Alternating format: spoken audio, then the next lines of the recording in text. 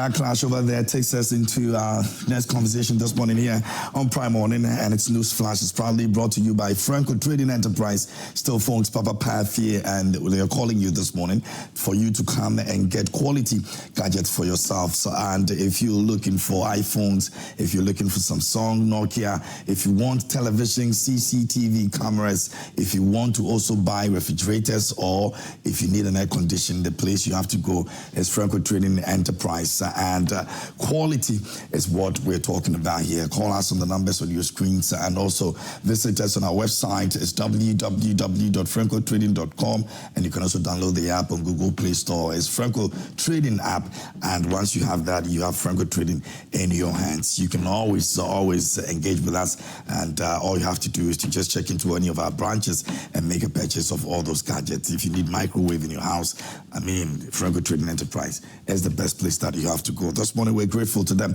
for bringing us news flash here on the show. You can also join us with your thoughts on the issues that we're talking about. Our WhatsApp line is active. You can also do so on Facebook. We're streaming live on Facebook, so you can go there and also share your thought with us here on the show. So the video we played, we'd like you to also have a take on that, and so you can also let us know what you think about that clash yesterday.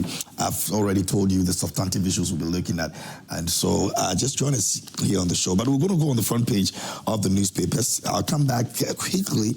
My guest lawyer is already seated. I'll have his take on that clash yesterday, and you know that it was during the vetting of Justice Amale Boba that incident happened, and the lawyer is here. Maybe he will give us some clarity on what it means for somebody to say that I am a man of indomitable spirit. We'll look at that. Now, the Ghanaian Times this morning is reporting on a few issues, and so we're going to get through it real quick. And the first one over here says, next batch of MMDCEs to be elected and not appointed by the president, and so you should take notice of that. The president mentioned that yesterday, and page 13 has got a story now. You can read about that. Our dying creeks, Clefe Lagoon, now refuge dump site. Fisher folks lose livelihoods. And also, MPP goes to delegate conference July 19, and fire guards Kolebu Teaching Hospital Reference Lab, and 822,440 Ghana cards gathering dust at centers, NIA says so, and that's the Ghanaian Times for this morning. Daily Democrat says that Kingsley Agyemang rescues Kibi Death School from hunger crisis, and things fall apart over power struggle in NPP. And AMA Executive Committee adopts 24-hour Clean Accra project, Mayor Special Weekend Trading, Green Accra Initiative, others at maiden meeting. And DCOI Pamdeti urges new immigration officers to uphold border security with integrity. That's also captured by the Daily Democrat this morning. Now we'll move on to the Overseer, and stories on the front page. Assemblies to cash out 25 million Ghana cedis each this year. President John Mahama says so, and the top-down agenda meant to protect NPP executives. NDC MP says that. Now NIA warns Ghanaians against the photocopying of Ghana card by institutions, and you don't roof before the foundation. Wache Jacko rejects NPP's top-down approach, and Russia warns US of nuclear disaster if it strikes Iran. Producer price inflation falls sharply to 10.25% in May 2025, lowest since November 2023. And that's also captured. And speaking about the Russia, Iran, and all of that, Donald Trump, the president of the United States of America, has been answering a few questions with regards to that. Yesterday, he was asked whether he will strike Iran. He says that, well, he may or he may not. And that decision solely rests on him as the president of the United States of America. So, yeah, it's something that we're following as well. We'll bring you some updates as it went. But that's what it is on that. The New Republic is reporting on a few issues as well. It says East Legon Sakawa chairman sing like canary birds. Expose politicians in $100 million US romance scam. That's captured by the New Republic this morning. Yesterday, some very interesting conversation on social media. Some you will laugh, some it will get you a bit agitated. Some will make you feel like, you know, you're probably doing the best for yourself if you're an independent person that is trying hard to struggle to make money. Yeah, I'm sure in the coming weeks, As long as the FBI remain here, a lot of things will be unraveled. So let's see. Mahama vows to crush corrupt MMDCEs. Ghana Armed Forces bail out nation, repay massive ECOWAS food debt, and GJA elections contenders face off who claims the bragging right. And NPP sets January 2026 for presidential primaries. Bwachejako stands and he says that is roofing a building without foundation, and that's how he describes that decision by the executives of the party. Now, Canary is here and it says Ofori intensifies GJA campaign and a surge in locally produced chicken. My vision, Eric Poku says so. That's the Greek minister.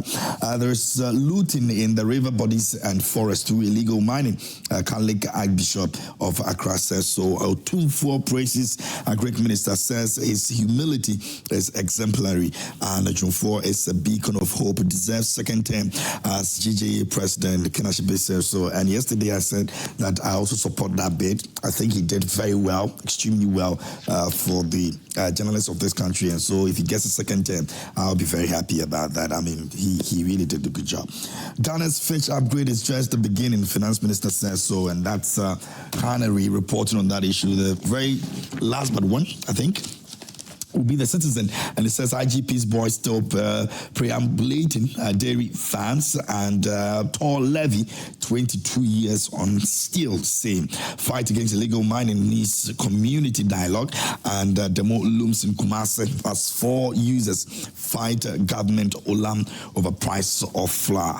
That's also captured by the Citizen. The last one for me is the News Guide Africa, and it says IMF case 1 Ghana City fuel levy amidst indefinite suspension due to Israel-Iran tension. Mohammed's big push to receive a boost as Ghana readies to re-enter bond market amidst Fitch upgrade, and collateral registry about 9K security interest registered every week. Economists repose confidence in Ghana's economy amid global trade tensions, and that's some of the things that we always want to, hear. The economy, will get better, it will do this, some confidence. At least it gives us the opportunity to explore many of the things that we want to do to ensure development happens in this nation. But this morning, I'm grateful to have been joined by lawyer Kwame Jantua, and he's the CPP leading member that we are hoping that eventually becomes the president. I shouldn't go there. No. And the funny thing is, I'm going to be repeating this until probably they just call you up one day and say, Kruma says that he wants you. He wants you to do this for them. But it's good to see you. I mean, I want to believe you had a good week already. I had a good week. Was your dressing that time a bit perplexed by? Oh, is it? Avant-garde dressed this morning. But I'm going to see. You know why I told? You stand there with your sneakers. Oh. When did you get married? I didn't know you were married. Look, this has been on for like 4 years now. 4 or 5 you're married? years now. Not necessarily. Okay. You're pretending to be married. Pretending to be. I think I'm fascinated by, wedding rings. So I woke up one morning and decided that I want to get myself one. So this has been like 5 years. So get married. I'm sure there are lots of... No, I'm fascinated by the idea, but not the institution of marriage. So what is that for? The institution of marriage. That you don't believe in the institution of marriage? No, but I love the idea of being married. So get married. You love the idea. Get married. Yes, just the idea of it. You just don't like the responsibility. You don't like the responsibility. That is where you're heading for. I know. Right now, they said there's something called soft living and hard living. Yeah, I had a conversation of it yesterday on Joy FM, and some young kings in the studio speaking about soft life and how much they need soft life. It's a bread. That's soft life. Anyway, we're getting on that conversation this morning, and like I said, there are many things that we'll be looking at today. Hopefully, we'll also take a look at the OSP's issue with Ken. Now, You know that the lawyers of Ken actually took the 2nd June appearance and all of that the OSP wanted Ken to appear before him to courts. And that issue has been in court for a while now. But the ruling came yesterday, and the court has dismissed that application. And so I think it's one of the updates that I want you to also know about in terms of the Ken situation. Yes, the court has actually dismissed it. And the wife has also been talking. Anyway, the Prof is also here with us this morning. Let me just introduce Prof and then we'll get into the conversation. Prof, good morning. How is it going? It's good. This week has been good in the office? Very hectic, but fine. What is making it so hectic for you? Yeah, we're doing a whole lot of restructuring, trying to get things off. And yes, once it gets a little bumpy, but we're getting used to it. So you are one of the very critical places that you're heading, EPA. You know, the environment and everything. You're making some progress there. Yeah, I think we have a dynamic leader, Prof. Nanama Brankluchi. She's someone who's open, giving us the space to contribute, and we couldn't have asked for more. We come from diverse backgrounds. Yeah. Physicist, an economist, and so largely we are doing well. We contribute our quota to structure it both to deliver its mandate and also within the framework of financial and economic stability. So we're putting our house together. I think that the place was run down in the last 4 years, and everywhere you go, you get disappointed. And some of the things I'm unearthing, I can't believe human beings did that. But they say we shouldn't lament, so we don't want to lament. We just try to fix the problem and would go ahead with that. Yeah. Great. The crux of the issue is the fact that do they have the money to do what they want to do? They can put all the plans. They could put all the plans together. If the goodie is in there to push it, it stays at one place. And that's a very sensitive EPA. It's a very sensitive. That is what we need to question. We don't want after 4 years them to come and say, "Oh, we didn't get it," just because they weren't given the money. Yeah, it's a key problem because you see, you have to regulate people who have all the money, all the connections and other things, and you cannot be playing catch up. You cannot go with a 100 Ghana cedis or 500 Ghana cedis transport to go and deal with mining companies that control billions and other things. That is catch up. And we have to get to the forefront of technology and the forefront of innovations in terms of how we want to do. Personally, I feel we are under-regulating and under-pricing, and we have largely concentrated on maybe let me say the top tier of things. As an economist, I think we could broaden our base because, you see, the environment, you don't get a chance to do it all over again. And I have been telling my students over the years that when we are dealing with environmental economics, that, you see, those who pollute within the framework of economics. They decide how much to pollute and how much to invest in compliance. So when your penalties and your ability to enforce compliance is weak, the polluter deliberately breaks the law and pays penalties because it reduces their cost of production. So whilst we are working from the perspective of preserving the environment and other things, money shouldn't be our problem. Okay. And that's why I think that we need to do everything we can, both at the top and lower tiers of businesses, entities, and then we can go. It hurts me to say this, but I think government institutions are one of the people I want to put my eyes on because they're the ones that don't submit to many of the things. And if you have a state institution not submitting to environmental regulations, I don't have the moral right to go and deal with the private business and other things. I know we're going to step on a lot of toes. But you're ready for this? Yeah, but maybe unless they send me back to the university, I didn't come here to play. I told somebody yesterday that I didn't leave my young kids and my wife to come here play, so I have to work. You better be young guy. I have to go out. It's money and corruption. These are the two cankers that can stop the work that they're doing. If you're not able to stop the corruption within, it becomes difficult. Apart from that, SIGA has a huge role to play. SIGA is the regulator. SIGA is the supervisor. SIGA is the one who needs to regulate all these parastatals. If they sleep on the job, then those who want to do the wuru-wuru in between will do it, and they can't get their job done. Okay. I think it's one of the conversations that one of our, our setting we should be able to take a look at. We'll have a full detail of what's happening in the area, because it plays a very major role in our development. It affects everybody. The environment is messed up. We all wake up. Galam said typical example. Yep. And apart from that, we are part and parcel of the problem. Yeah. They have a huge role in being able to train people to do the right thing. Anyway, we'll get there. Very difficult, but it has to be done. It has to be done. Let's take a look. Maybe we can pass our quick comments on what happened yesterday. Lawyer, maybe I'll start from you as well. I didn't get the quote. What did he say? He said he's a man of indomitable spirit. Who said that? Not intimidating. The chair, Ayamga, said so. A man with an indomitable spirit. Yeah. Who said that? Ayamga said that to Afino.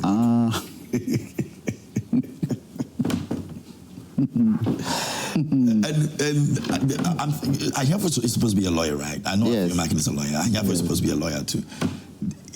Do things like these happen, in courts and all the places that these people, chair or they appear?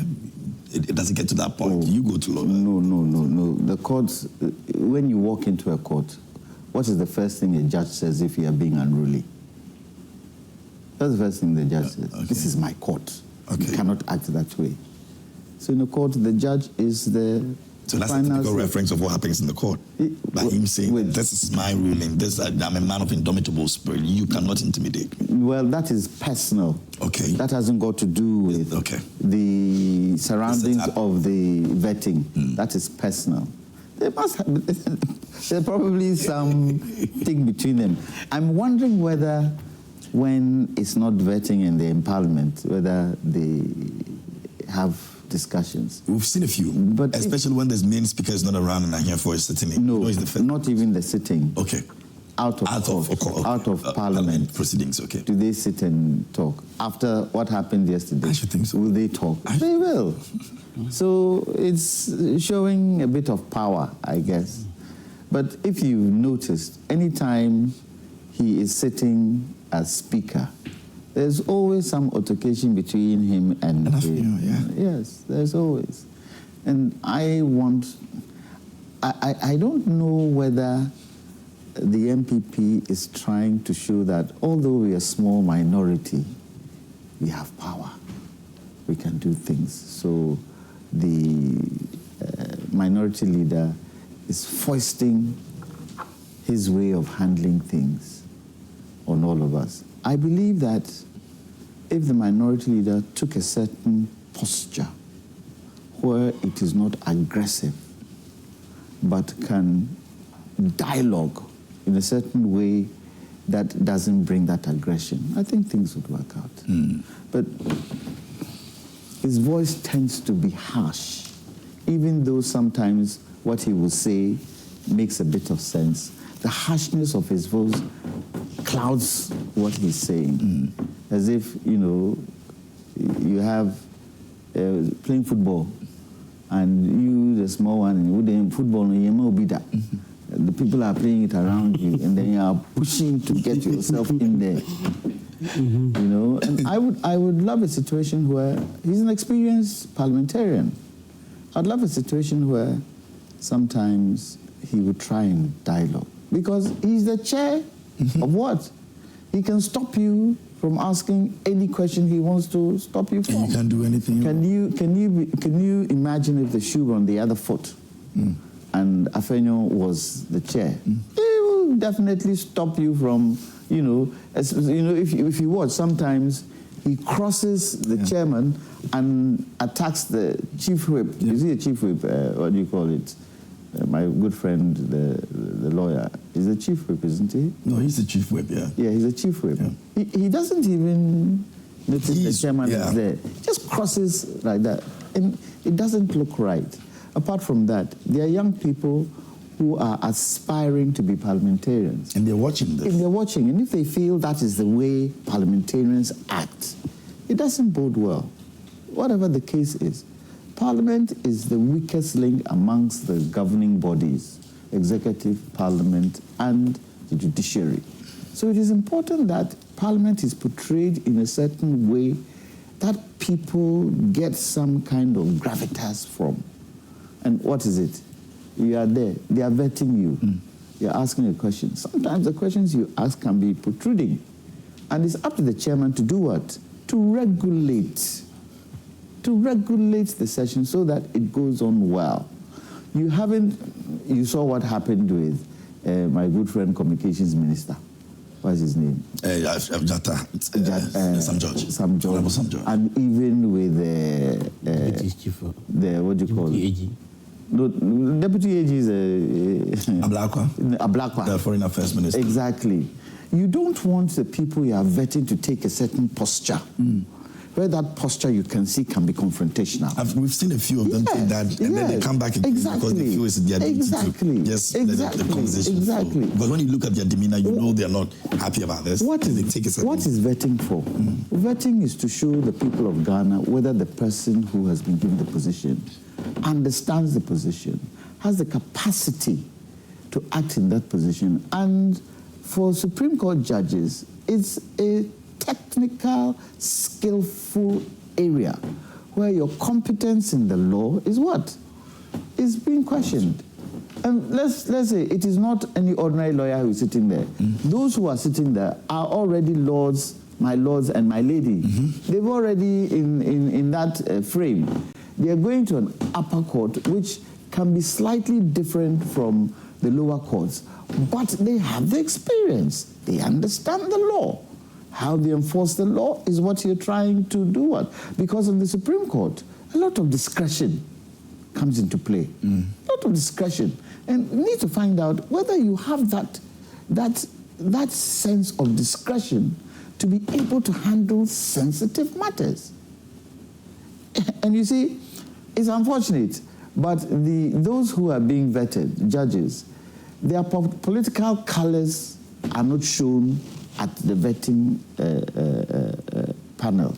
However, I believe that sometimes when they are taking decisions, some of them have political colors. Some of them have political colors. And apart from that, they owe the country stability. So certain decisions that they take should be decisions that will not run the country into a certain ditch. And that is where discretion comes in. That is where they try and apply the law. Because what do they do? Theirs is to interpret the Constitution, isn't it? Interpret the Constitution according to the way they understand and according to what they feel is the right thing to do. So it is a banter. It is not a quarrel. And I don't expect members who are around that table, the partisanship bit that happens there, I don't think sometimes it helps. It should be like the committees. The committees are made up of opposition and what? And incumbent government. I reckon that in the committees, they can sit and jojo. Because the cameras aren't there, they sit and jojo.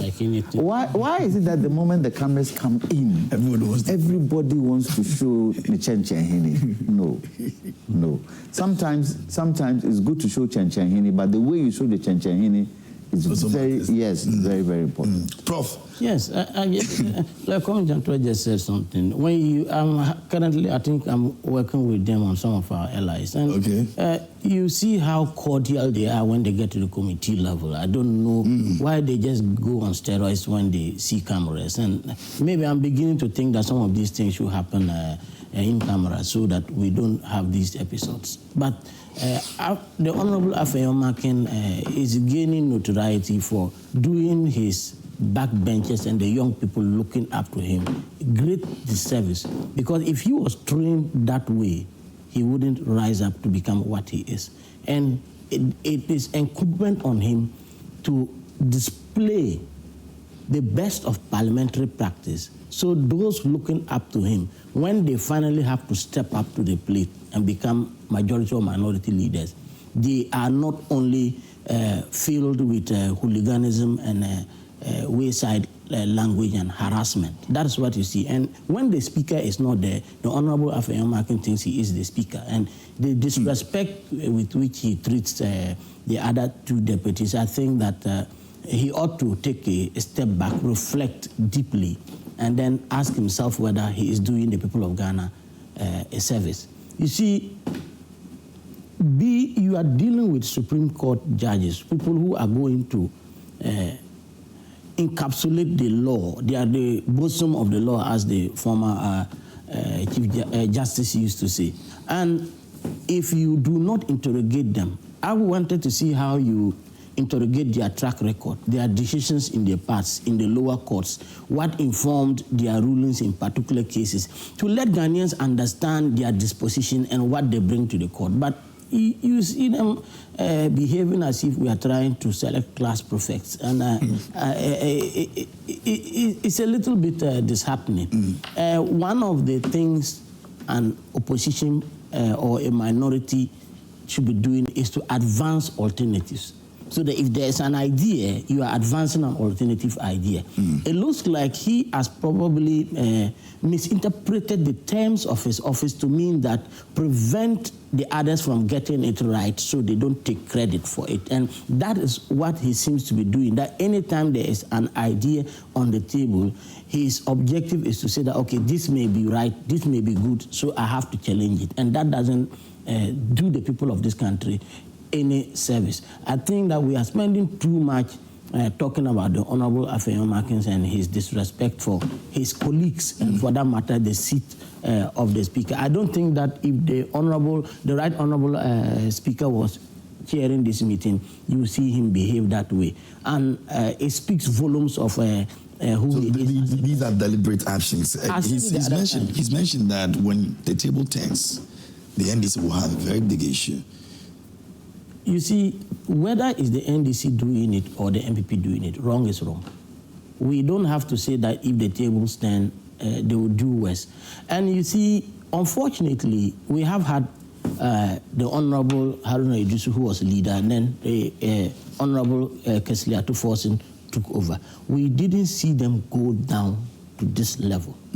And that is the problem. He doesn't need to go back long to see that he is carving, unfortunately, a niche that will go down in history as one of the worst minority leaders we have seen in our Fourth Republic. And he has to. I have great admiration for him. I do like him sometimes for his tenacity, but I think that is overdoing it, and he's spending his energy on trivialities, which I think is hurting the parliamentary process. We don't need to talk about it too much. Okay. They don't seem to be learning. They don't seem to be learning. What comment did you just make? If the table turns? Yes. What does he mean by the table turns? Who puts you in position? It's the people. And the moment you take the people out and you bring a party in, what are you doing? You are discarding the people. I keep saying the MPP today should build confidence in the people. 2028 would have to do with how they've been able to build confidence in the people that they can rule. Because their previous tenure shattered the party. Shattered the party. When you look at the number of votes they got and the overwhelming majority of the NDC in Parliament, it should tell you something. And based on that, you should be very mindful and balanced between how you want the people to see you and how you use your party. Unfortunately, it doesn't look as if they are doing that. Let me define what indomitable strength means. It says, the phrase indomitable strength implies a strong sense of character, resilience, and determination. It's a powerful statement that conveys confidence and unwavering resolve. So I ask the question, what the chair of the vetting said, was that the right place to say it? Was it a bit over the top in terms of response to Afenyo? Maybe yes, maybe no. But thinking about it again, I would have thought he could have lowered that comment, because it makes it look as if there is some altercation between the two of them, which doesn't look well on camera. So he should try and find a way. When an Englishman wants to insult you, he will insult you, but the way he insults you, you will not even realize he insulted you. He's insulted you. KMJ, what you're saying is nonsense. Won't you get annoyed? What you're saying is nonsense. But if I say, KMJ, what you're saying makes no sense. Haven't I said the same thing using the same word?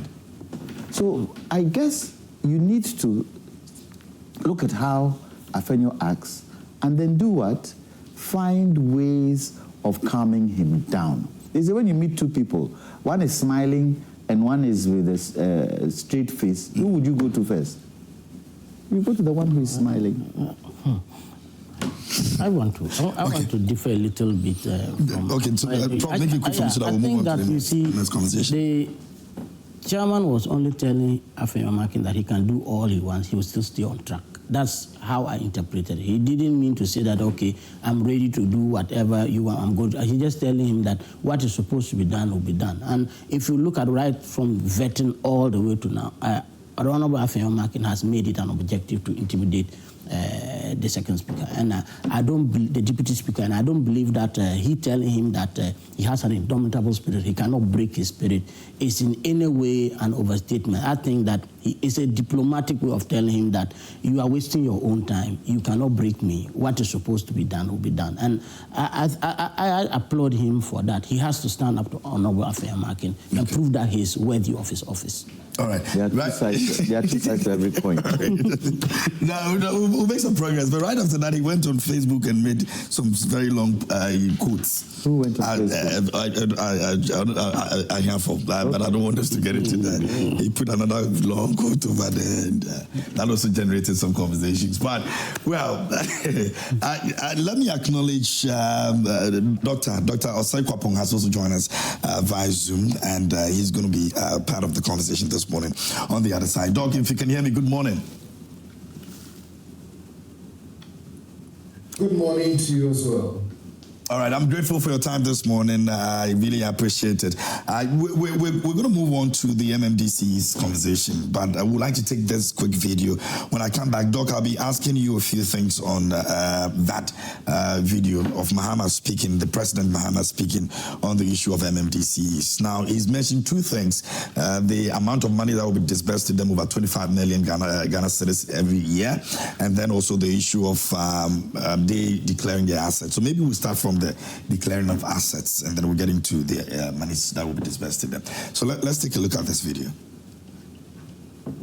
And other anti-corruption institutions will be watching your work.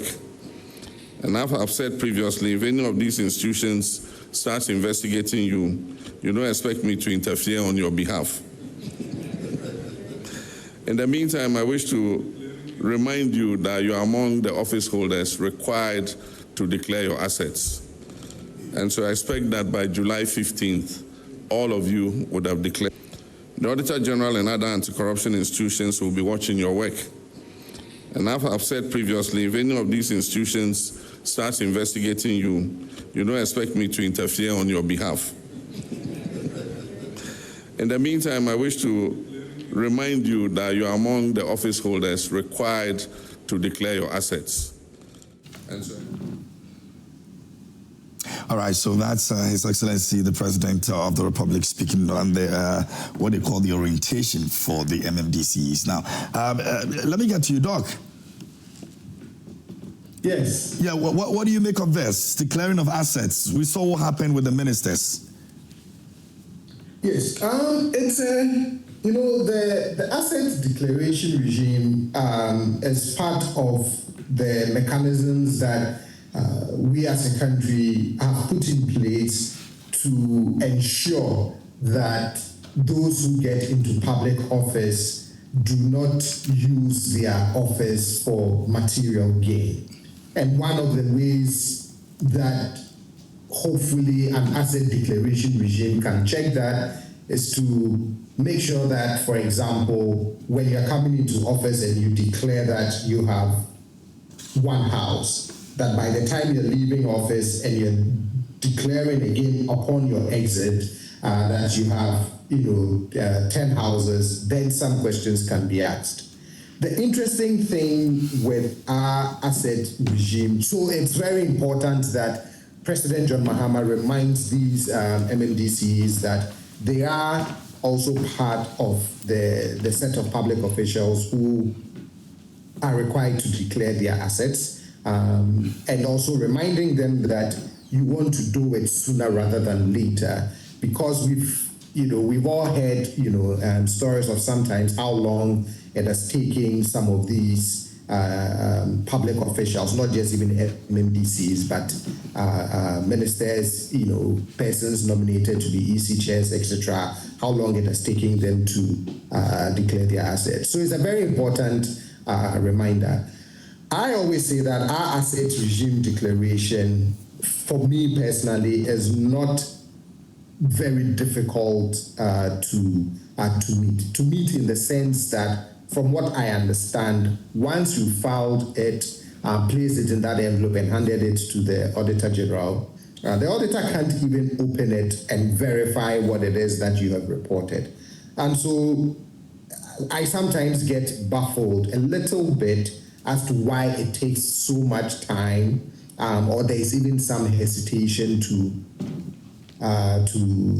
declare one's assets, because the threshold of meeting the asset declaration for me is low enough that it shouldn't present a problem, or it shouldn't need regular reminders from the appointing authority. Doc, can it also Yeah, Doc, can it also be the fact that once you've handed it over to them, if anything goes wrong in terms of you discharging your duties, it means that your records, whatever it is that you've given them, even if they don't open it, is with them. And they can, based on that, assess whatever situation you found yourself in and say that, is that not the fear?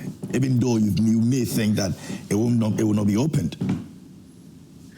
That's true, but if you have also truthfully and faithfully declared your assets, then I would think that you have nothing to worry about, or that God forbid you have any other ulterior motives or intentions coming into public office. You have nothing to worry about, because you know that should something untoward happen or should something go wrong, you would always be able to stand the test of time and show that you haven't used your office, for the wrong purpose. All right, and now the sanctions that are given to these individuals. Now we saw what happened with the ministers. They had to fulfill their salaries and all of that. As to whether that has even happened or not, we've not had any updates in terms of that.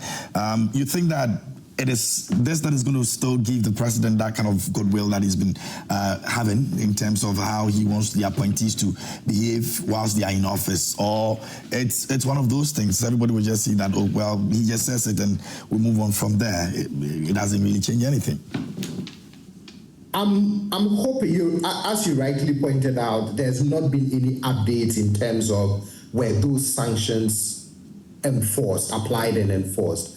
I hope they were, because if you announce that as a result of failure to comply with an important directive, that here's the sanction, you want to demonstrate that those sanctions were applied so that it serves as both as a deterrent to those who may want to defy that directive, but also to reinforce the goodwill that the people of Ghana has reposed in you, in terms of I'm really determined this time around to govern differently, and these are even some of the quote-unquote low-hanging fruit ways in which I can ensure that it's a different kind of era and a different approach to the presidency in ensuring the highest form of ethical standards among those that I appoint to serve in my administration. Well, the MMDCEs comply. You think they are scared enough to go? They have to. They have to comply, and I just hope that compliance is not driven by fear, right? That the compliance is driven by the fact that you are obliged to do that, and the president who nominated you has even served you with a reminder and a deadline for doing that. So instead of being driven by fear, be driven by the fact that this is the right thing to do because the law requires you to do it, and the nominating authority, who is the president, has also served you a reminder and given you a deadline by which you should do it. Very well. I'll come back to you again, but let me come in studio. Lawyer, July 15th, the way we've seen the ministers, if a minister was able to, default, you think an MMDCE would be in a hurry to say that, well, July 15th, so the president will do ABCD. Let me just go ahead and do this. This should be a no-brainer. And in as much as, yes, the president has a duty, it shouldn't be the president who is pushing it. Okay. It should be the CEOs and the board chairs who should be pushing it. It's in the Constitution. Mm-hmm. Chapter 24, Code of Conduct for Public Officers. 286, spelled out. I quote, 1, a person who holds a public office mentioned in clause 5 of this article, and it is not a will, it is not an if, it is not a but, it's a shall, mandatory, shall submit to the Auditor General a written declaration of all property, and this is sometimes the mistake we make. We talk about assets. It includes liabilities. Okay. It says property or assets owned by or liabilities owned by him, whether directly or indirectly. Clear. So the moment they give Prof that what you call it, nobody needs to say anything to him. It's in the Constitution. That is his first duty. Anybody who's been given, nominated a responsibility under this act, this clause in the Constitution, nobody needs to tell you. When you know you've been vetted, and your vetting has passed, that is the next thing. Declare your assets. What do you have to hide? Now, with the MMDCEs, how many of them have assets? Hold on. No, let's be honest.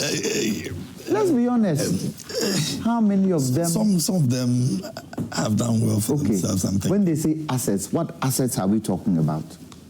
Well, properties were mentioned over there. You should have maybe some businesses. My shoe is an asset, isn't it? My dress is an asset, isn't it? Yes. So what kind of assets are we talking about? Are we talking about hard assets? Are we talking about business assets? What are the assets we're talking about? Because some of the MMDCEs will not pass this. Some of the MMDCEs will go for the second one, or liabilities. So we need to be able to be clear. What does it mean to declare your assets? How many of them sitting there understand what it means to declare your assets? And how are the assets declared? They write it on a piece of paper, I have this, I have that, I have this. Or there's a formula that needs to be followed to be able to make sure you understand what it means to declare your. Maybe you have this, then you take. If you don't have, you don't. Yes, you have this, yes. you have Is that the formula? There. Is that the formula? We need to know. They need to. I see here that it's the Commission of Human Rights and Administrative Justice, who is the investigator. Maybe they should educate all of us what it means to do what? To declare your assets. So that anybody who's given a position, he doesn't have to think twice. The same way, MMDCEs are looking for government to give them money to be able to do their work. The same way, the people expect you, according to the Constitution, to declare your assets. So, in terms of, okay, I'm in power, Prof is given a lucrative position, very good position, and he goes somewhere and they give him an Ashanti stool. They give him fine kente. They give him something that they feel is good. Is that gift for him, or is the gift for the office he's in? You see, that's one of the major mistakes we make in this country. we tend to look at the individual. The individual has been put in what? An office. An office that is very, very important to the state. An office that helps the person in there do what? Act on behalf of the president and the people. So any gift that is given you is given to your office, not to the individual. That's why in some countries, you render all gifts when you are no more there. You render all gifts when you are no more there. Does it happen here? The president was given, a vehicle. Yeah. As a gift. As president, and as his office, was he supposed to accept that gift? No. No. Let's call a spade a spade. No. Okay, he accepted the gift. What did he do with the gift? Handed it over to the state. He downloaded it to the state. Not a good thing enough? Well, I think from the word go, nothing, because it gives an impression of influence by the person giving you the gift. I know you gave it to the state, but it's still you that I handed it over to. Exactly. And people will be asking, but why did this person give this gift to the president? How did he give this gift to the president? How did he get to the president to give him this gift? What kind of discussions went on? Did the president know he was giving him a gift? All these questions do not help the office, not the individual. So for me, it's the office. So when I have finished my term and some corruption thing has come up and it is seen that some gifts were given to me, can I now claim that it was given to me, not my office? I don't think so. So I believe some of these things, education is key for us to understand. And education is key, not only, going to TV, journalists. That's why sometimes I say, you journalists, you should specialize in certain areas. You are the fourth realm of the state. You have power. Without you, nothing happens. President Mahama is talking about MMDCEs. If the media wasn't there, we will see it. No. We know it. So you also have a responsibility to be able, some of these things, bring it out. Get experts, let them sit on TV, let them educate us so that we understand. In terms of afterwards, it is fun. But anyway, in Ghana, has anybody who has declared their assets, has anybody been charged for taking certain gifts? No.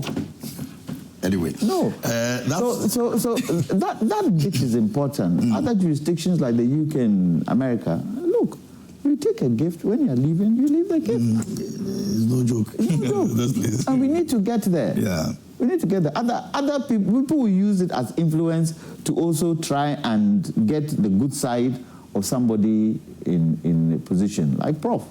Somebody might come, he's doing some bad things on the environment. Oh, Prof, he has small. He has a small Tigo. They give it to him. He doesn't have Tigo. He doesn't have iPhone. He's giving it to him. Don't say nothing. It's wrong.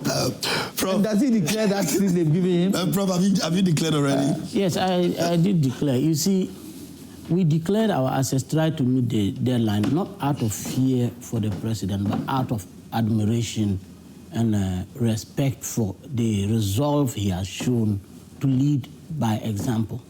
So I thought you would talk about the fact that it's the law that... yes, and no, you see, we know the time, 6 months and other things, he shortened it, showing the emphasis he was putting on that. And many of us saw it as a very fulfilling. Me personally, I didn't understand why people used to come to me, worry me, give me this, give me this, give me that. Until I sat down and I was going through the asset declaration, I said, I really wish I knew how much I was worth. Yeah, it's a very fulfilling process. Sometimes you don't actually know how much God has blessed you until you go through that thing. And it's a very detailed process. And inside it is gifts. You're supposed to declare gifts and even inheritance. So I also kind of want to disagree with what Lawyer Kwame Janto has said, that we need to discuss things within our context. Let me just put this example out there. Assuming you go to His Majesty Otumfuo, the president goes there, and he hands him a gift, do you expect him to refuse? No. that will mean a lot. As I sit here, one of my uncles is not talking to me because recently, after my appointment, I went home and he gave me something, and I didn't accept it out of the fact that I felt I'm in a better position. You don't use, there's no law. No, I'm only talking. To me. Yes, so there are various forms. There are various forms of to me. You see, there are various forms of to me, and sometimes accepting a gift from somebody is not in a way yielding your authority to the fellow. You are only opening up to some discussion. Some people give you a gift because, let's say, I want to come and set the tone for us to have a discussion. And the gift is not in a way to entice you, but sometimes just to show a sign of friendship or cordiality. We in this country, we know that. In Ghana. Prof, in Ghana. Oh, yes. Hey. Let me tell you something. I used to drive to a village when I was doing research growing up, and there was this man, he always brought me yams and guinea fowls. And I'll say, oh, I'm much in a better position than you. Why do you still have to give me your gifts? And then he said something that I just feel good knowing that I have a friend in the university that I can call my friend. And he said, the government, and up till today, we have that good friendship going on, not because I can do anything for him, but it's just a friendship. And that is how Ghanaians are. We are not saying that there are no attempts sometimes to corrupt use that to influence but the fact that you have, even in the asset declaration form, gifts there means that yes, the law accepts that you can be given gifts. The president has gone ahead to say, when you receive a gift, declare it. He has even taken the gift and given to the office, which I think is a good example. It's a starting point. You may say, okay, let's not take gifts when they give you gifts. No, but within which context are we talking about the gift? So we need to separate the issues here. I also think that, yes, the asset declaration process... So let me ask you, is it a conflict of interest? I don't think it's a conflict of interest. Even in that high position? I don't think there's nothing. I don't think it's a conflict of interest if somebody gives you a gift and you accept. It is a gift to the state. It's a context situation. Why are you giving me the gift? Why are you giving me the gift? And you can always know when somebody is giving you a gift to influence you, and when somebody is giving you a gift in, let's say, appreciation of maybe the respect you have shown them. Most of the time you go somewhere, they give you gifts. And the gifts keep increasing. Sometimes you go to a town and the people gather something, give you a goat or a sheep. Are they trying to influence you to do something? No, it's out of respect. And mostly, as Comrade Jantoa is saying, our gifts are not anything. Sometimes they are plantains and those things. Sometimes things you don't need. But you have to accept them out of respect. So let's maybe go into the issue and say, okay, these are the kind of gifts that we think that can influence you. There are some that are well accepted and well within our cultural context, which I think that we don't need to just box up everything and say any gift receiving public official is predisposed to corruption. It has to do with the character, because we are also belittling the people who are in office to think that they are easily influenced. Because many of the people you see probably have been selected because of certain qualities, certain moral integrity that they come. I've been in the university for almost 25 years now. I can't remember giving a student anything he doesn't deserve. Nobody watches me. I set questions, I mark, submit them for the vetting process. You are an authority to yourself. It's an integrity system. Don't others abuse it. Others do. Yeah. So it has to do with the individuals. Let's not discount the fact that there are certain individuals that can take gifts and still hold you to account. Okay. Let me put the cat amongst the pigeons and put the shoe on the other foot. When politician gives gifts during elections, what is that? Okay, the transport, some of the transport money. What transport? Yes, TV.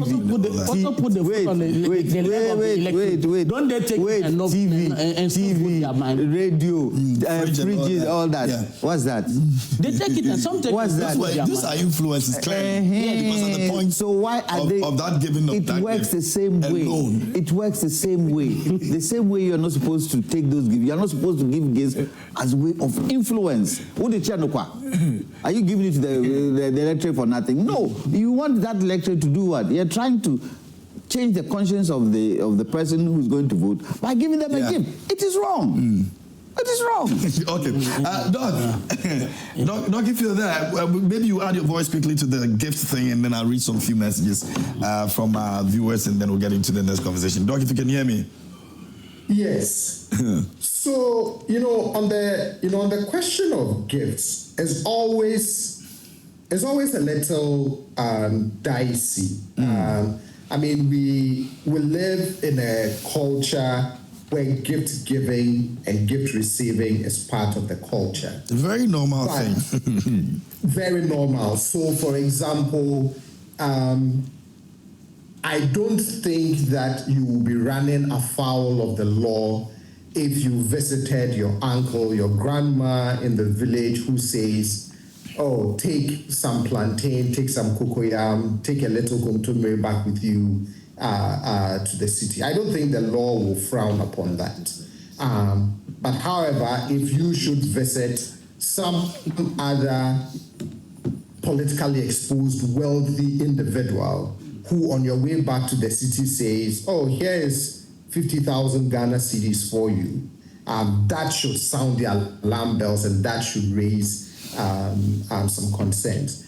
And I'm sure that all of our public office holders are fully aware of all of these different dynamics at play and are able to distinguish between small, acceptable, genuine gifts that are given not to influence or to buy influence versus the kinds of gifts that when they see it or when it is offered to them, they should, immediately they should be able to say, no, given my role, I cannot and will not accept. I mean, if somebody offers you a few fingers of plantain, I don't think they're trying to buy influence for anything that your office may be able to offer them. At least that's my belief. But then if somebody should offer you something substantial, money, some other kinds of assets, then sure, you should be worried and you should be able to immediately say, no, I'm a public official and unable to accept the magnitude of such a gift. Do you have a problem with the president receiving the gift and handing it over to the state? I would prefer that the president doesn't even accept the gift, right? So yes, handing it over to the state. There are rules, even in the US, right? There are rules about what kind of gifts you can accept and whether once you're leaving office, whether you can take that gift with you or whether you hand it over to the state. But I think that because of some of the questions that can arise from, but why would an individual even want to give this kind of a gift to the president, no matter how well intentioned? I think to even stem or not find ourselves having to question motives, raise issues, and all of that, just don't even accept certain kinds of gifts, especially if you think of the magnitude, whether ultimately it is turned over to the state or not. I would feel more comfortable if this gift is not accepted, and would also feel more comfortable if individuals, no matter how kind-hearted they are, do not try to offer certain gifts to the president or any other public official. Very well. I'm going to come back to you a bit later again. We'll be getting into our next conversation as well, but we're still, asking you to send your thought with us. Let us know what you think about the issues we're talking about. We're looking at the president telling the MMDCEs to all declare their assets by July 15th, and if they will comply, and how soon they will do. Now, the Constitution actually stipulates clearly that you're supposed to do that, and according to the lawyer, you don't even have to let the president ask you to do so because the Constitution spells it out as liabilities. Not only assets and liabilities. Would you be car? We're grateful to Franco Trading Enterprise this morning, and you can go there and get your assets and liabilities. Buy some refrigerators, some phones, and some air conditionings as well. And trust me, this one, when you buy, you even feel proud to declare them because they're of quality, and you need to just give them a call and you'll be good. All right, call Franco Trading Enterprise, and also visit them on the website www.franco.com. francotrading.com, and you can get the branches, the updates that you need when it comes to that. All right. So I'll be getting some few messages, like I said, but you can also send your messages on WhatsApp and then on Facebook. We're streaming live on Facebook as well. Let me see what my viewers are also saying in terms of adding their voices to the conversation. This one over here says, good morning, everyone. The chairman of the vetting committee is too protective. I don't know why he behaved that way. He should know that these people are going to the Supreme Court and people's lives and properties will be in their hands, so they should be vetted properly. Christian from Sandema sent in that. This one over here says, good morning. I want to tell our Honorable Ayamga he should be serious in the vetting committee and stop that usual jokes. Questions that are not important should not be asked in clear camera because he's destroying his intelligence. Why should they allow him to ask many questions as he wants to the others? The Constitution must be amended in the article, in that article or clause that may be made the minority leader to ask many questions as he wants because he's not intelligent than the others. Honorable Ayamga doing well by drawing him at his attention whenever he's trying to make that usual thing. So far, the nominees are doing good in this vetting. Okay. Good morning, Joy Prime. Please, let's stop these gift issues. If actually we want to stop corruption, politicians should stop receiving gifts. Almost all gifts received by them are always intended for purpose. And that's due to Timothy in Dakonam. Okay, let me go to the next one over here. And it says, Dear KMJ, while His Excellency John Dramani Mahama deserves plaudits for his sterling performance, I am not enthused about his fight against corruption until he declares a state of emergency on Galamsey in forest reserves and water bodies because Mahama asked Akufo-Addo to do so. The NPP should not delude itself that Ghanaians would forgive them so soon, and given the magnitude of economic mess, now thievery, corruption, and scandals upon scandals meted out to us, and to vote them back to power in 2028. I am not an NDC member or a sympathizer, but the NPP should be kept at bay for some time. Good morning, dear Charles Champon and Sefi Humjebre in the Western North region sent in that. Let me go to Nana Ekuamwa. Watina Blakuma Central says, I totally agree with the position of the National Executive Committee of the NPP to organize the flag bearership election in January 31, 2026. This is a very good decision. Anyway, special greetings to Honorable Bright Silfi Kumi, National Affairs Vice Chairman, and the former Education Minister, Honorable Adichim, has also hinted his intentions. In fact, he stated clearly that he wants to go for the flag bearership of the NPP. We'll see about that. Akonsi Gariba from Tamale says, good morning, KMJ. Why is Professor Ayamga so biased towards Ayamga when there's disagreement between Bernard Anyafo and Ayamga on a vetting committee? KMJ, please tell President Mahama to implement the 24-hour economy and ban all forms of mining in Ghana as he promised Ghanaians in opposition. The truth shall make Alhaji Dr. Bawumia the next president of Ghana. Okay, Meshach is here. Let me see what Meshach has got to say as well. It says, my NPP's decision to elect flag bearer before electing party executives is a strategy to favor Dr. Bawumia over other candidates. They knew very well that a lot of Kent fans will find their way into the album as executives and vote for him during the presidential primaries. That is why they have taken the decision to top-down approach in order to prevent Kennedy Japan from becoming the flag bearer. And it's purely a daylight robbery against those who are contesting against Dr. Bawumia. This decision will rather deepen the differences and disunity in their party, which will bring the end of NPP party. And let me tell them, whether Ken or Dr. Bawumia or whoever they will elect as their flag bearer, they will still suffer humiliating defeat come 2028 because Ghanaians have spiritually and physically deleted NPP party from our political history book. So they better stay away and let Ghanaians enjoy good governance from President Mahama. Okay, Meshach sent in that one. Well, the secretary, the General Secretary, Mr. Kodia, has been explaining why they have decided to go as early as possible and the way that they want to actually go about it. He thinks that is the best decision they've made. Now, good morning, KMJ. My thesis just came through. Honestly, I disagree with your panelists saying the honorable minority is disrespectful to the chair. Sometimes the chair of the committee is just trying to show his power. In some cases, the person being vetted will be ready to answer the question, but the chair will just say, I overrule. Let us not be hypocritical. Most of the questions being asked by the minority leader is worth asking and demands answers from those involved. KMJ, asking MMDCEs to declare their assets is not a new thing, and the president has done well reminding the MMDCEs to do the needful.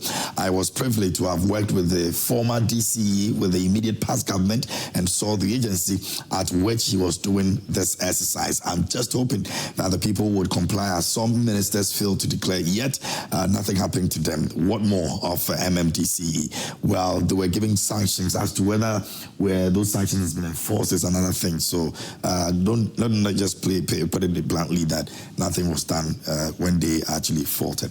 Now, I'm just hoping that the people will comply. And you see, the issue of Galamsey minutes can never be brought to an end without the political will. The problem with the NDC is that they made a lot of noise in opposition and to some extent even promised they would give amnesty to people who were convicted for engaging Galamsey. What prevents the government from declaring a state of emergency? The NPP brought a lot of interventions, yet it wasn't enough to combat it. And I'm telling you, what NDC is doing currently is far below the seriousness the NPP put in the fight. NDC is saying we don't need a state of emergency. Hypocrisy at the highest peak. Thanks very much. Nanton do sent in that one. So many of your messages here, I'll get back and read most of them a bit later. You can also send them on Facebook.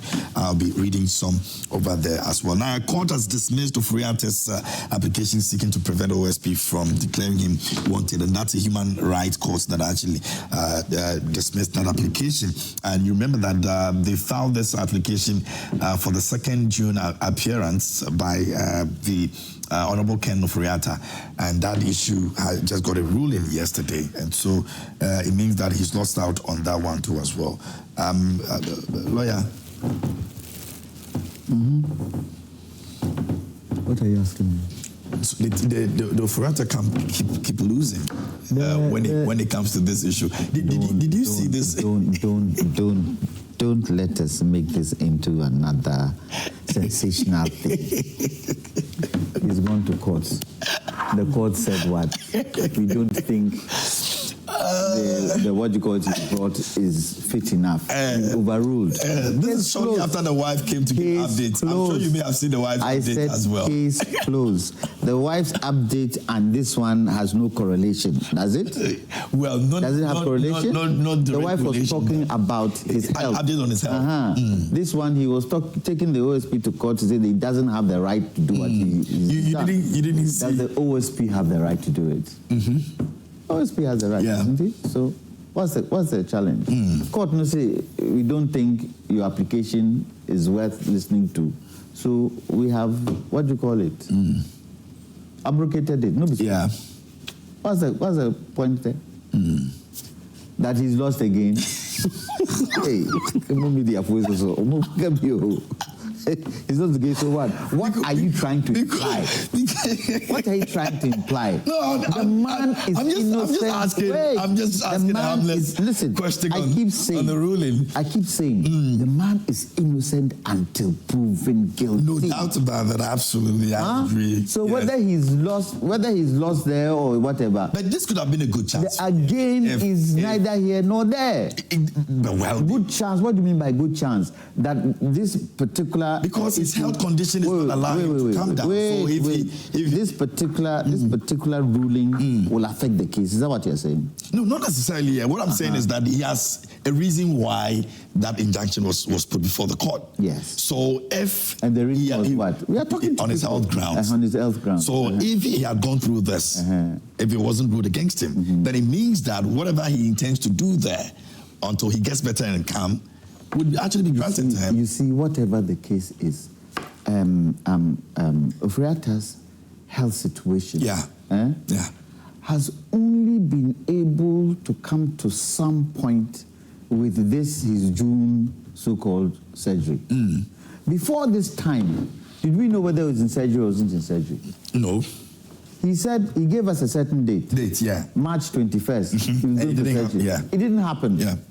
And when it didn't happen, he didn't come back to the OSP to tell him, this thing didn't happen. However, another date has been scheduled. He didn't. Getting close to the time that he was given, June 2nd, he brought another complaint. No be so? Yeah. So he himself did not stick to the tenants. If he had done that, this thing would have gone smoothly, wouldn't it? Wouldn't it? Yeah. So what is it? Now he's gone through it. His family have now found the strength to come and tell us about it. Why didn't they tell us before? Why didn't Ofori-Atta's wife come and explain things to us before? But he's explaining things to us now that he's gone through some procedure. Why? Whatever the case is, the offenses that are being charged him are grave offenses. And I keep saying, take the others out. What do you call it alone? The cathedral in a hole, alone. If we were to hold him on that alone, it is something great. But this is what I tend to ask the OSP. Can Ofori-Atta take decisions on his own? With all the offenses, were those decisions taken on his own? There were other people who were part and parcel of that decision making. There were meetings that were held in the Ministry of Finance with others. There were notes and memos that were taken before that decision was taken. Those people who were part and parcel of those discussions, are you not going to question them? So Ofori-Atta is not here. Why don't you start with those people? Because it will open a kind of Pandora's box to bring others in. Lawyer, I'm sorry to catch you. We have a bit of problem with your microphone. We'll get back to you on that. But let me move on. No, this is Prof. Yes, as I said, I thought that was just legal theatrics because the OSP has a gamut of tools with which he can do his work, and these have been sanctioned by the law establishing his office. So it is not at the behest of the Ofori-Atta family to decide which of the tools this special prosecutor should use to bring the Honorable Ken Ofori-Atta to justice. I felt that maybe it was just legal gymnastics to try to portray themselves as somebody that is, some people that are being treated high-handedly, and which I felt that it was neither here nor there. You were given a particular date to appear, you didn't appear, and there were certain thresholds and benchmarks that this special prosecutor outlined. I said, if you don't do this ABCD, I would declare you wanted. And he definitely ignored them. And when it was almost due, he then came out with an excuse. And the special prosecutor felt that he was trying to flee from justice, and as a result, placed him on the red alert. I don't think that it was even proper for them to go to court contesting the right of the OSP to use that, and I'm not surprised of the outcome. My problem is the intention, what the Ofori-Atta family is putting out there, that one way or the other he ought to be treated differently, and I said it here and there. And but it's also stated clearly that he'll be home.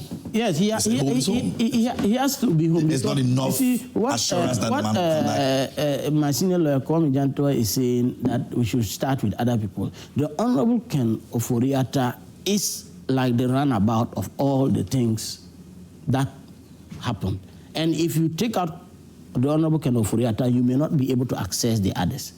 He is key to this process, and whether he is the principal actor or not, any crime is any crime, and he has to bring him home. Why should they start with the small fishes when the big fish is there? There are big fish. It will look like, Prof, there's big fish. It will look like you are selective. Prof, there's big fish. Yeah, it will look like selective. Prof, there's big fish. There's big fish, but he's the bigger one. No, if you leave there are bigger fish than him. Yeah, and the bigger, the mother serpent, the mother serpent of corruption himself is immune now. If you are looking for a bigger fish, then you are talking of the big one himself. Let me ask There cannot be a bigger fish than him, because let me ask a question. The decision that Ken Ofori-Atta made, did he make it singularly as Minister of Finance? Are you trying to tell me there were no discussions between the Minister of Finance and Flagstaff House at the time? Who in Flagstaff House was part and parcel of decisions? Are you trying to tell me the chief of staff then was not part of this? Are you trying to tell me that the executive secretary of the president was not part of this? What are we talking about? No, but what are you talking about? There are bigger fish in this thing. But what I'm saying is that there is an approval process. There are people who have put their signatures to documents. And in many of these instances, the one with the power to do that is the Minister of Finance, because resources have been taken out of the public kitty. I understand all that. So that is the case here. The other person you could have held responsible maybe is number one himself. But number one is, as it stands now, protected. We can't take him to court. By the Constitution? There were others who are part of it who are not number one. I don't think, you see, all those people in Flagstaff House who were direct influence in this. It's the process that went on for Ken Ofori-Atta to have been able to do what he wants. You are gathering information, aren't you? You are doing investigations, aren't you? All that will be part and parcel. But it will be whose signature is on what document? Whatever the signature is. If right they have now, conversations and it doesn't affect the document. There's a particular issue that is stopping us moving forward. That particular issue is Ken Ofori-Atta's ill health.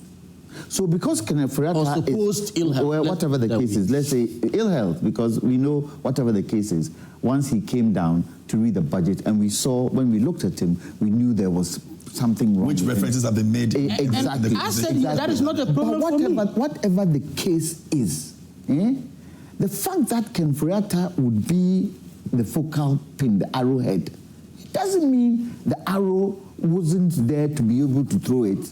There were others who were part and parcel. I mean, let's not underestimate the influence of Honorable Ken Ofori-Atta. He is the same MP that minister that over 90 of the MPs asked for his removal. The stranglehold with which he held government business cannot be overestimated. Who gave him that power? He got that power because it's by virtue of the fact that he's financed. Who gave him that power? But you can't prosecute anybody for giving him that power. Exactly. You can't prosecute anybody for giving him that power. And the 90 that people... also means that the president would interfere in his decision making. Are you trying to tell me that the president wouldn't want to know what is happening? Of course, yes. President Mahama, whatever any minister is doing, don't they go and tell him? Come on. I said this. You can call me Kwame. I prefer you call me Kwame. I want to be called Mike too. Yes. Let me say this, and I said it last week. Yes, when the Honorable Ken Ofori-Atta came in, he didn't look as fresh as he was in office, and that is a natural process. I expect the defeat and staying out of office, he should begin to go through what many Ghanaians went through 8 years. So that one is not my problem. I said here last week that we were in this country when the people who are saying health went to the hospital, took somebody who was on life support, put him in an ambulance, drove him to parliament, put him on a wheelchair to come and vote to approve a levy. Was that not health? Is that fellow's life not worthwhile? What are we talking about here? The same people are saying that somebody who apparently is looking for first-class treatment, because many doctors have said what he did here, what he's doing there could have been done here. So I don't want us to mention this health issue. Lawyer, you were here. You saw that on TV. They carried him in an ambulance to go and vote in parliament. These same people talking of health. So what are we saying here? Wasn't it? Okay. It wasn't it the chief of staff who gave him permission to go?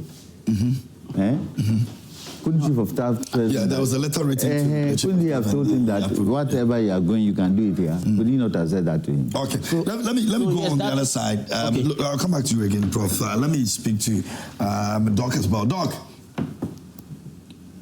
Yes. Yeah, I want to believe you've been following a bit.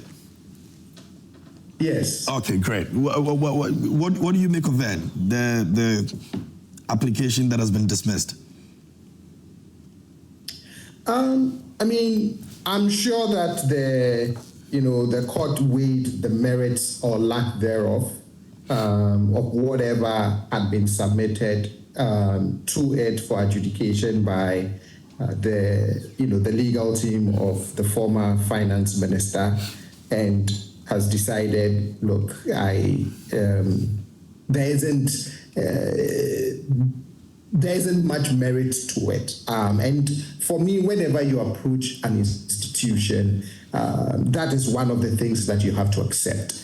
Either an application before them, will be upheld, dismissed, varied, whatever it is. And I mean, the HR court, the Human Resources Court, the Human Rights Court has ruled, and I just hope that they just accept it in good faith and then continue to deal with the situation that has arisen and how best both the OSP can do its work and also the former finance minister can come into I don't know if the right word is compliance, but at least whatever questions of interest that the OSP has been saying that he needs some answers from the former finance minister, that at some point all of those questions will be answered and the process of accountability can proceed.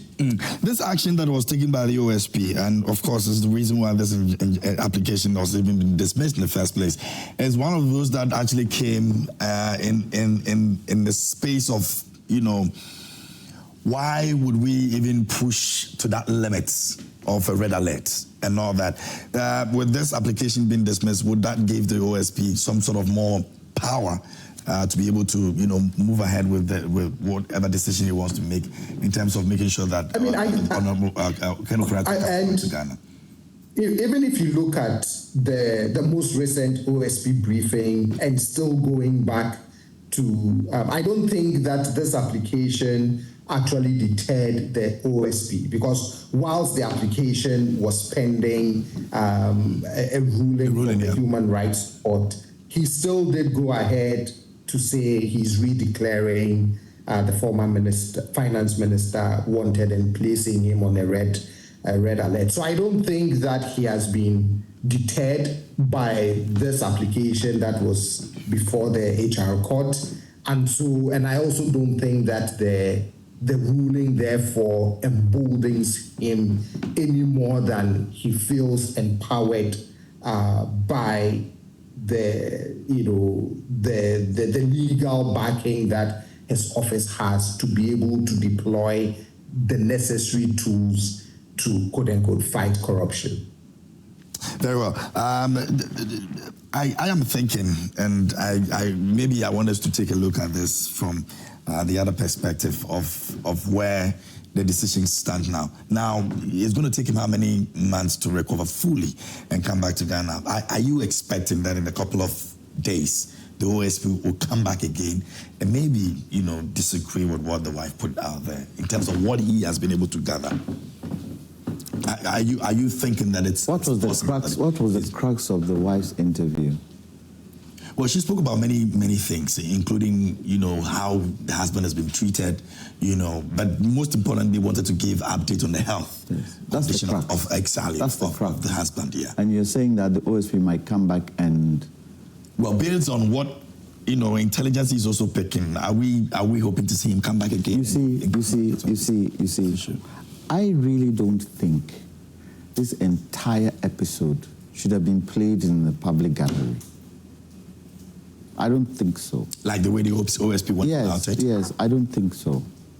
I think this thing could have been done without this public display, and results would have been gotten. In other countries, there are judges who are disturbed. Do we hear about it? It's at the last point that it is said, but the process, we don't hear about it. So I would have liked a situation where the OSP would have worked, communication with him, this is it, but not to the public gallery, and got to a point and said to us, these are the results of our interactions with Ofori-Atta. A possible date for us to bring him for questioning would be ABCDE, and end it there.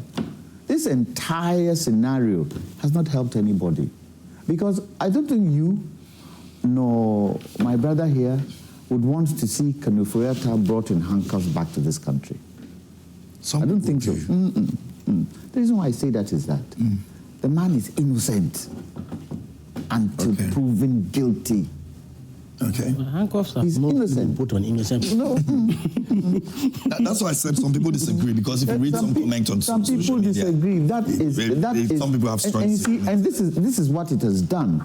The court of public prosecution, in terms of the public, Some have already found him guilty. And you think the OSP contributed to this by the public display? Yeah, by the public display of those. I believe, you know, this particular issue would draw a lot of people into it. A lot of people are going to be drawn into it. And for Ken, I think he's also thinking about the kind of people who are going to be drawn into it, because the offenses are grave. The offenses are grave. And it will draw lots of people into it, including the ex-president. What was his role in the cathedral issue?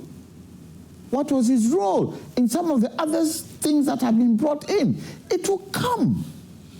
And the thing that I think the OSP doesn't want to happen, he would not want this thing to go on for the next 4 years to the next election. Mm-hmm. We need to deal with it now. And he needs to monitor. Now, Ofori-Atta, according to his wife, has gone through some process. Yeah. He needs to be able to talk with the doctors of Ofori-Atta to give him a time they feel he will be healthy enough to come. But I think Ofori-Atta, his wife said that he's not running away from justice. If he can travel, the moment it's possible for him to travel, he should come. Let me ask the question. The kind of ailment that Ofori-Atta is suffering from, is this specific to him alone? No, there are others, many others. There are many others. Yeah. The many others, are they able to travel? Yes. There's quite a lot of people who have prostate cancer still travel. So he should show some goodwill of all that has gone on. Should show some goodwill now and let us know, give us a date, I'm going to be able to come at this time, barring any other eventualities of my health position. I'll be able to come by this date. And he comes. And when he comes, I really don't, and I hope, when he's able to give that date, that I'm going to come at this time, he's able to come at this time. The OSP will also say that, okay, I've taken all this, what do you call it? Interpol red alert and all that. So that when he gets here, he's not being handcuffed at the airport to go for questioning. He walks in and he presents himself to OSP and the process starts. You know, the problem that comes with also giving a definite date that I'm going to come, and if any other eventuality you're not able to show up, how the OSP would also be looking at it. You see, this is where Ken should give the OSP the chance to speak to his doctors, so that there's clarity. Exactly, so there's clarity and they can support what he tells them. So that this bit where his wife says he's not running away from justice is now instituted. That his doctors have said this, he has said this, they make one, we are waiting. But you and I know that that is almost also impossible. Why? Even where the hospital he was having the surgery was also another, they had to be looking for it. Whatever the case is, now so we know. Now we know he's gone through some process, some process of surgery. Let us all have a clean plate and do things the right way. He needs to be questioned. Ofori-Atta needs to be questioned. Based on the offenses, he needs to be questioned. The right thing needs to be done. The truth needs to be said. So he cannot run away from it. And he's running. Whatever the case is, let's give him the benefit of the doubt that he's gone through a process, he's gone through a procedure. Let him give us the right time he can come, and then let's take the process on. Okay, let me do a few messages from viewers on Facebook. We're getting closer to saying goodbye, but Pedro Wa says that I'm live from Indianapolis, Kumasi, and also Casbin Junction is the main location. And Musa says that let me go here. It says, thankfully, we are beginning to see meaningful progress under the current government in strengthening our democratic institutions. It is therefore our collective responsibility to support President Mahama in his efforts to uphold the rule of law, restore public confidence in the justice system, and ensure fairness and integrity in the delivery of justice across the country. And it goes on. Okay, I think it's the same. Okay, and it goes on and says the NPP clearly appears confused and in disarray. Their decision to rush into early Congress is nothing but a knee-jerk reaction driven by desperation to impose an unpopular candidate, Dr. Bawumia, on their own delegates. Now, while they play politics of panic and confusion, we in government remain focused on our core mandate, delivering real development and improving the living standards of the ordinary Ghanaian. Same says that this move seems to be a calculated diversion from Galamsey activities which they exploited to gain power. The declaration of assets lacks credibility. What was the outcome of the code of conduct introduced by Mahama, and how did he address Sami Gyamfi and Sam George's conduct? The Ghanaian youth are eagerly awaiting job opportunities. Where are the promised jobs? So what is the latest development regarding the LGBTQ? Ghanaians are seeking answers regards to Thomas Onyeneba Boakye, UK branch organizer, hopeful, and Safia, next MPP, so organizer. Okay, right. Let me go on this one. It says, Ni Ejabeng Dodu says, Afinyo Markin is a bad example to the country. His style of leadership is, if emulated, would impact into the youth a certain mind of violence and the use of aggression to achieve aim. Not so good for our country at this time. All right, so those are some of the messages that you sent to us on Facebook. Let me see if we can do just a quick one from here and then we'll move on. This one over here says from Gasti in Brokum, says Afinyo did the right thing. He won't sit down for the chairman to bully him. What's the big deal anyway? If OSP has won this injunction case, what has he achieved since he issued red alert to the Interpol? If you joke with someone's health issue like one of your panelists is doing, Kama is watching. Okay, all right. So don't know where that's addressed, man. Good morning, please. Before the Foreign Affairs Minister that passport office in Ho is working but no results for the people since April 2025. I did express passport up until now. I haven't had it. All passports are kept in Ghana Post Office in Accra, waiting for Toskit's company to do delivery. If you go to Accra Post Office, they will tell you to come where you apply for the passport. Please, people in Ho are helpless. Help us, the minister should intervene for us. Alice from Ho sent in that. Okay, Alice, I'm sure we're going to pass this on to the minister. This one says, good morning, KMJ. I can feel the pain the MPP and their folks are going through. That's why they are all trying to do the undo. Folks, please, I need a contractor for my 3-story house. Note, the building will start from the roof to the foundation. MPP pioneer. Well, I'm enjoying good governance under this visionary John Mahama. Abba Papa Abba Nana Jedu and Trobo sent in that. This one says that, good morning, host. Point of order, the car gift to His Excellency JM was not to influence him. The cars were electronic vehicles offered as exhibit by investors who want to build assembly plants to produce such cars in Ghana. This must be applauded, just as Peduasi Lodge was given to Nkrumah in the 1960s. The Kufuor having his house rebuilt by a farmer. JJ also received 2 new brands of cars powered by palm nut oil, but he gave them out to the states without any backlash. This is much ado about nothing. Okay, all right. So, okay, I reserve my comment on that. In fact, you have made my day with the analysis you were making. Clearly, we can't point out any important thing that the past administration has invested our money into, that in the near future it can repay for itself. Those Achim people use Bible quotations to steal our money. By the time the NPP itself realized that those Achim people came for their own purposes, then it was too late for them. And if they were to continue, then those who didn't get the chance under Akufo-Addo to steal will also make theirs under Bawumia. So it's good we kick them out from that's from Jake in so on. Okay, the last one over here, and then we're done. KMJ, good morning. Gift is part of our culture and not compulsory. I think the president receiving gift and giving to the state is not bad. Is there any law against that? Also, at times, the way Afinyo Markin talks to the chair as if he's above the chairman, and he seems not to show respect to the chairman. It's bad. Also, Ken Ofori-Atta is just being invited physically for questioning, because lawyers will tell you that body language also help in interrogating. John B. from Achim Tafo sent in that one. Okay, so those are most of your messages you've sent to us this morning. We appreciate it, and I'm grateful. But that'll be all for this morning. And I don't know if Doc is still on. Doc, let me say, okay, all right, Doc, I'm grateful for your time this morning here on the show. Dr. Jonathan Kwapong joined us this morning here on the show. He's a fellow of CDD, political analyst, and he's always here to help us in conversation as these. And also a lawyer, Kwame Jantua, a very good lawyer. If you need help. Please, I beg you, please, need help. No, need help.